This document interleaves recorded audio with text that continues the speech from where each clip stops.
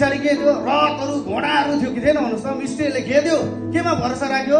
घोडामा, रथमा। अब यो घोडामा चढेर चाहिँ भेट्छु होला, यो रथमा चढेर भेट्छु होला, भेट्यो? भेटेन। मुसाले के भन्यो? कोही रथमा भरोसा गर्छ, कोही घोडामा भरोसा गर्छ, तर म चाहिँ केमा भरोसा गर्छु? परमेश्वरमाथि। लट्ठी हिर्कायो, समुद्र चिरेर पार भयो। हालेलुया। आज जवानहरूले चाहिँ भरोसा चाहिँ परमेश्वरमाथि गर्नुहोस् है।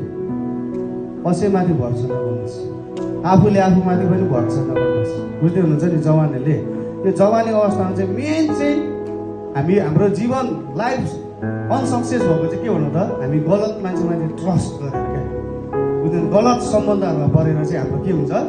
एम्बिसन, लक्ष्यहरू पनि बाटोमै के हुन्छ? दाहिने देब्रे लाग्छ नि त हामी।